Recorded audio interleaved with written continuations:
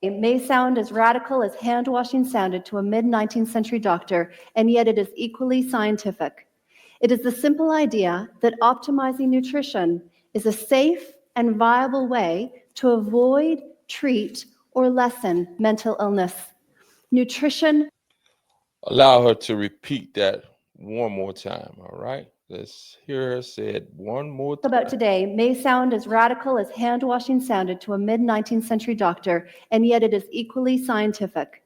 It is the simple idea that optimizing nutrition is a safe and viable way to avoid, treat, or lessen mental illness. And this is why we must really truly start to understand nutrition and look at life in a way that it is meant to be looked at. Meaning, nature, the closer we get to nature, the more effective we will be at correcting the ills that have come from us getting away from nature. Now, let's allow her to continue. Nutrition matters. Poor nutrition is a significant and modifiable risk factor for the development of mental illness. According to the 2013 New Zealand Health Survey, the rates of psychiatric illnesses in children doubled over the last 5 years.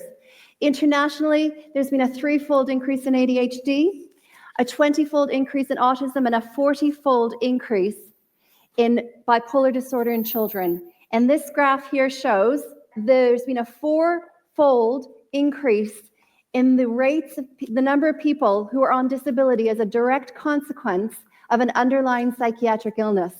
And these are the numbers, and she's speaking from or on New Zealand, and I'm pretty sure that America's situation is even worse because our nutritional approach to life and the processed foods and the poisoning that they have allowed into the food for profit has created an epidemic of disease, not just on the physical level, but the mental and emotional level.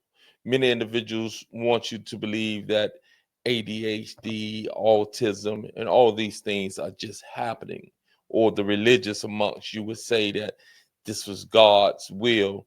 I disagree totally. These types of increases don't happen because or in a vacuum. They're happening because things are happening to this human organism via the food, the environment, and the water that is detrimental to the human organism. And the mental illnesses that are exploding at the seams are a direct consequence of generations of bad nutrition where the parents, grandparents, etc., have engaged in it and the children engaged in it. So they have the gene propensity towards or the compromised genes that come with a body that has been produced, a new life that has been produced with a body that is compromised by nutrition and other things, and they send forth these damaged chromosomes that lay the foundation for a weakened human organism that eventually is fed the toxins that makes it that much worse on that individual and can lead into these things that we're seeing. So allow us to get back to her and let her continue. The rates of mental illness are on the rise. So how are we dealing with this problem? Currently, our healthcare system operates within a medical model. Now, this means that you would typically be offered psychiatric medications first, followed by psychological therapies and other forms of support. Our reliance on medications as a frontline form of treatment is evident from the increasing rates of prescriptions. For example, in 2012, 500,000 New Zealanders, that's 1/8 of us, had been prescribed an antidepressant. That's 38% higher than 5 years previously. Similarly, the rates of prescriptions for antipsychotics doubled from 2006 to 2011. Given that this medical model is fairly universal across all Western societies, you would rightfully expect that it was working well. And indeed, in some cases, these treatments save lives. And I'm not here to dismiss it altogether. However, if a treatment is truly effective, then shouldn't the rates of disorder and disability as a direct consequence of that illness be? This is a great question that she's asking. Shouldn't the rates of that particular disease and or disorder be dropping if what you are prescribing is actually working? Obviously, this has not been the case. As she showed earlier, the fourfold increase in the different disorders, the ADHD, the autism, etc., these things that are exploding at the seams, and they're pushing more medication towards us. Again, could it be that it's profit over health, or could it be that they just don't understand what's going on?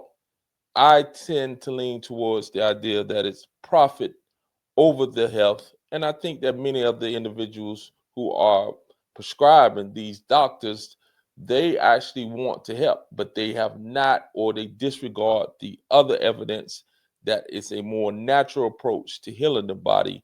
And they go with what they've been told in school, and they continue to push these pharmaceutical meds that are not changing the problem and not even reversing the issues. It's actually increasing, and they continue to come up with more drugs, etc., etc., etc. And again, some people need to be on the drugs because it can stop them from doing something to themselves. But the majority of individuals are not getting better. They are just surviving and existing on those drugs. And this is the issue. Let's allow her to continue. Decreasing rather than increasing. And that's why we need to consider the role that medications might be playing in some of these outcomes. If we take any class of medication, antipsychotics, anti-anxiety medications, antidepressants, the pattern is the same. In the short term, these treatments are often very effective, but in the long term, they aren't. And in some cases, they're making life worse. If we look at, for example, studies that have been done on ADHD children treated with stimulants or Ritalin, in the short term, they are better and better responders than any other form of treatment. But in the long term, they fare less well than children who were never prescribed these medications. Another study showed that despite our ever-increasing reliance on antidepressants, the recovery rates and relapse rates are no better now than they were 50 years ago prior to the advent of these medications. And children with depression. Think about that. I want you to think about that. Literally, she said, the outcomes of these antidepressants are no better than when they were first prescribed 50 years ago. There's something that we need to discuss. There are things that we need to understand. This human organism was built and designed to function in a natural way with natural vitamins, minerals, and other things that are from nature. When you start to introduce synthetic drugs, man-made drugs into a natural system, you have a dysregulation. Like she said, in the short term, and again, in acute situations, pharmaceuticals can be beneficial. But the long-term use of pharmaceuticals, specifically in these cases, are showing no improvement. And actually, in certain cases, the longer you're on it, the worse the outcome is based off what she's just said. Let's allow her to continue. Depression who are treated with antidepressants are 3 times more likely to convert to bipolar disorder than children who were never given these medications. And people who are randomized to stay on their dose of antipsychotic medications are less likely to recover from schizophrenia in the long term than people who had been randomized to a dose reduction or complete elimination of the drug. And I can show you. Again, this is a powerful, powerful situation that we're dealing with. I have a very close member of my family that deals with schizoaffective. And while the medication has helped, it has also hurt. And eventually he always goes downward in a downward spiral. But being that I am not a doctor and that I am not licensed to practice anything, when it comes to his situation, I can't really advise because, again, it has not got worse. I mean, it has gotten worse every time they raise the dosage. It either makes him into a zombie and he doesn't want to take it. And eventually, if he doesn't take it, he's worse off. And then when he does take it, he's worse off. So again, it's a firsthand experience. And I'm not telling you or anyone not to take their medications.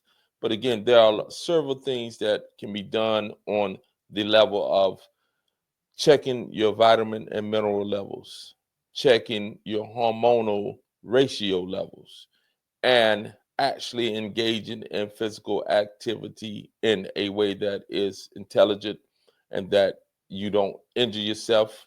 Again, consuming foods that are feeding the body its basic requirements when it comes to its minerals and its vitamins and the hormonal situation that allows the body to be balanced.